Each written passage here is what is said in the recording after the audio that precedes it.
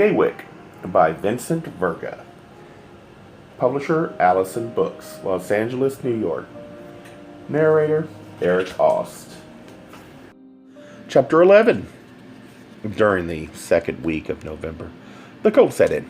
I had planned to view the coloring leaves, surrounded as I was by so many arboreal species. But the cold was suddenly too severe to saunter out. The wind too chafing. I found myself virtually housebound. It was then Danvers decided to teach me the rudiments of whist. I would be able to contemplate a foursome when Goodbody and Mortimer arrived. We had received word that Danough was bringing them for Thanksgiving. As we huddled in the library, those first blowy days with Cale asleep on the hearth, gardeners scurried about the grounds, carrying clutches to prepare the less hardy perennials for winter. The delicate tree roses, long since wrapped in tar paper, with their round crowns tied in burlap, were like mummified guardians outside the newly sealed and draped windows. The wind soughed in the chimneys. Radiators hissed and banged in other rooms. Carpets were being laid and heavy curtains hung. Cumulus clouds scudded across the darkening sky as Danvers chatted about Othello and other passions. Nature, so unpredictable, so deficient, always in need of judicious assistance. I should be more diligent in overseeing their work, but I've other things, far more pleasant things to do. They know best what needs doing. I hope they've covered the strawberries with straw. Robert, your turn to play. You play like Danough, safe and slow. Is that bad? Bad? No. Dull? There is never a surprise. The only person who ever played cards with a verve was dear young Cormac. He campaigned, pillaged, and destroyed. He knew the power of the conqueror. It was delicious. He never composed his behavior or suppressed his discontent. He was rude as a savage. He was magnificent. Your move. My typewriting was improving. I had memorized the finger placement and dutifully repeated letter exercises. But according to my journal, I frequently employed my left hand in place of my right, which is a thing that never happened at the piano keyboard. My music lessons were regular. Even when he was not at table, Keys would be waiting in the music room each morning at 11. We would run through my lessons until he at my side was satisfied with my performance. And then he would motion for me to remove myself to a seat opposite the Steinway for his daily program. Since it was too cold to breakfast on the patio, we moved indoors to the orangery, originally a hothouse for young Cormac's orchids, that still fill one side of it. The hexagonal room has 7 glass walls with a glass roof, like the cell of a bee, and is the storage space for the second Cellini setter. Brian grows his morels and his bonsai here, and koi swim in their private pool. Roses bloom year-round, and tropical ferns lend an exotic tone to the simplest repast. On a frigid morning years before my arrival, it seems Danvers awoke with a touch of bursitis and announced warmth, a touch of Rodin, and a lusting satyr. Where what the doctor ordered, I always found it a bizarre, disturbing enclosure for a breakfast nook. The satyr terrified me. Unlike its playful mate in the front hall, this bronze holds no benign flute, but extends its right arm to capture and violate with its engorged sex, clutched in its left hand. The figure's face is distorted by rage. Lust, Robert. That's extreme need. He does not dance. He waits. Danvers found it provocative. He reminds me of Stephen. The two have similar charms. Who's Stephen? I like it as much as being S. Cormac, the elder, once owned an assistant named Stephen Ramsay. He was a common sort who made unnecessary demands. And what happened to him? He was dismissed. I detested him. He nearly destroyed a Gaylord. He was clever. I'll give him that much. Almost as clever as you are. You didn't hate him for being clever. No, of course not. He lacked perspicuity. I nauseate cupidity. And then there were the orchids. I discovered on my first morning in the orangery that I am not fond of orchids. There is something disturbing about them. Denver's thought it a delightful congruence that the flowers with the heaviest sexual connotation should bloom in such profusion around the mythic fertility symbol. Not comprehending, I stared vacantly. Remember your Greek, boy? I remembered my Greek and blushed. It was Cormac's proficiency in Greek that initiated his interest in orchids. Most of these blooms are Brian's hybrids now, but if I am not mistaken, that pale green clone is still a pure genus. Breslava, I think. Those hideous spiky thingies behind our heated companion over there are Odontoglossum from the Andes. I'm quite certain of that. I recognize Cymbidium to your left. I must say, you don't seem overexcited by this nature class, Robert. Why not change the subject while you pass the toast? Did you sleep well? That will not do, my friend. The bad always sleep well. In future, if you wish to breakfast in silence, stay in your room. I'm at my rosiest now, and you should take advantage of my company. Try again while you pass the preserves. We both laughed. Ambrose snorted. Cale bit into a mauve catalea. Brian's bonsai are very beautiful. Ah! Strawberry preserves inspire you. Ambrose, make a note of that. Do it yourself. What the bloody hell do I look like? Exactly what you are, an old fart. Try the white epidendrum. Cale, mauve was never your color. Where were we? Ah, yes.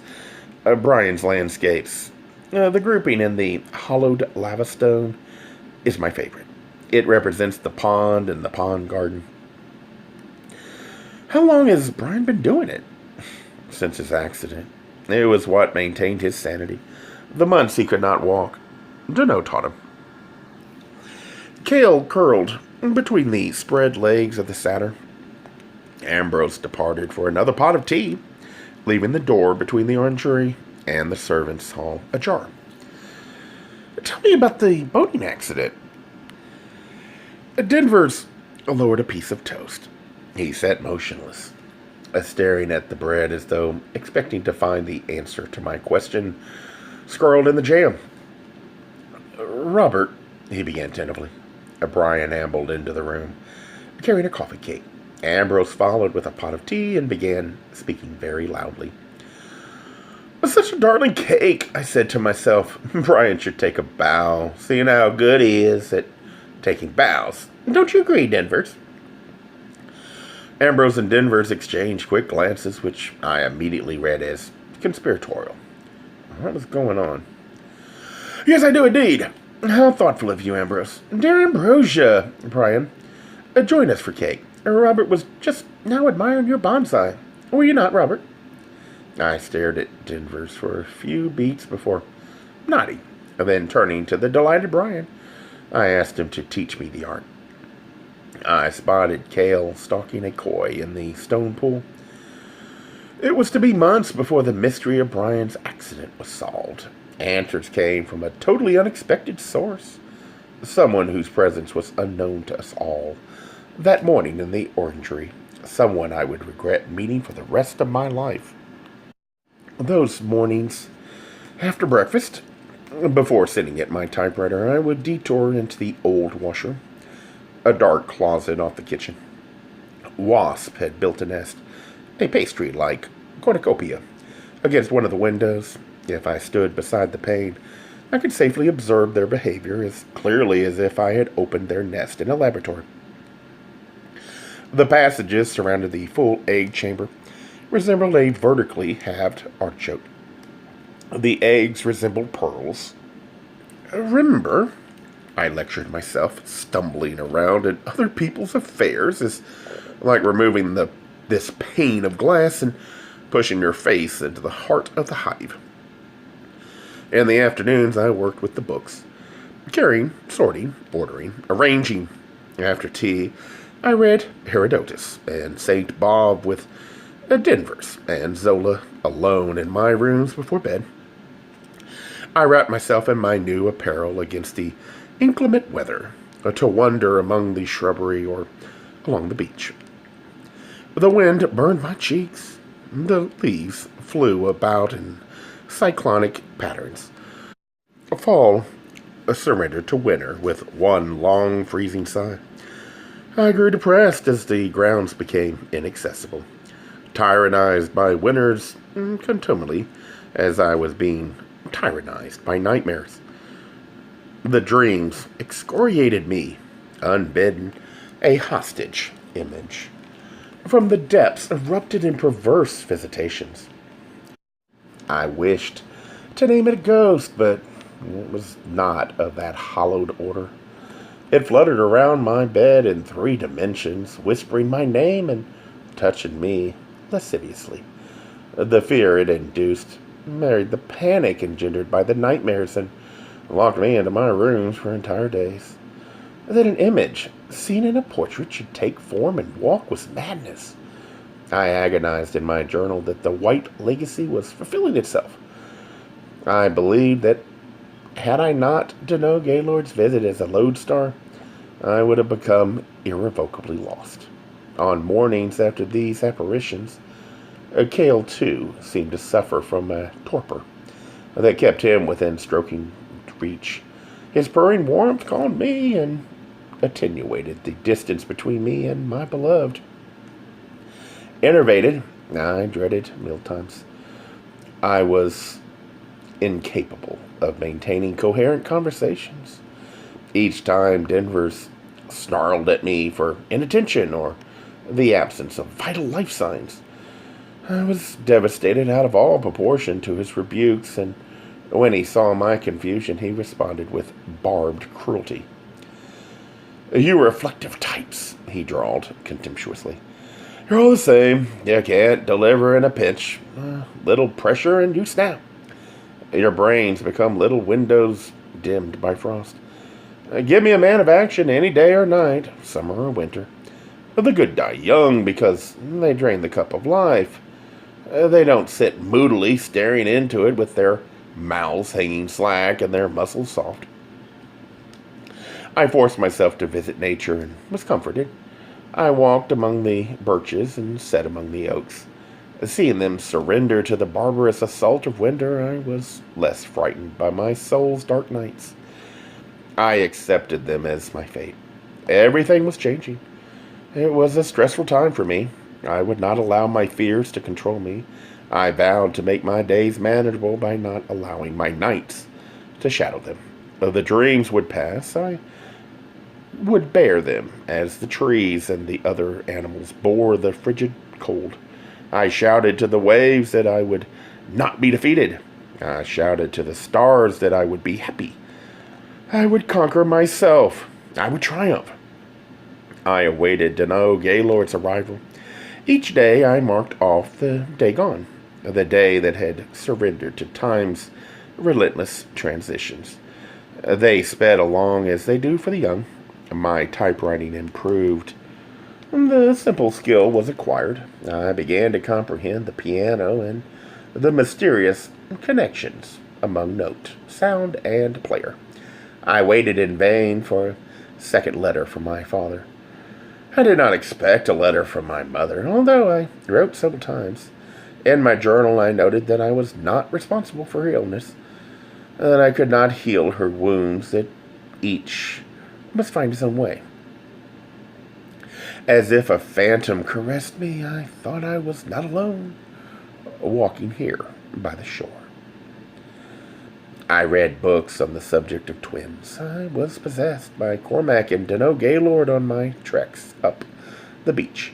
I imagined perfection as they merged into one flesh. Where my Danough feared to tread, Cormac would rashly charge and carry me away. carry me away? I groaned, uneasy with the excitation such dime novel notions evoked. To be snatched up and run with had a mysterious attraction. Would Danough ever try? Having lived with an image of self, who did? What he dreamed must have inhibited. I imagine living with an extroverted me, with someone who dared soar while I remained securely earthbound. How long could I tolerate vicarious pleasure unless the stakes grew progressively higher? I would grow to resent his freedom, as he would grow to resent my security. I hate and I love. Ask how. I cannot tell, but I feel it, and I am torn in two.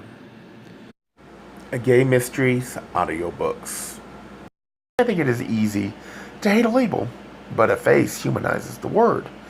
So this effort is twofold: to offer comfort to those like myself that your world didn't end because you don't fit into the view of acceptable society on both sides, and in hopes of helping those with family that are LGBTQ, that it doesn't mean we are aliens from the child they once knew. Reassure them so they can maybe be supportive at the same time, being true to their values.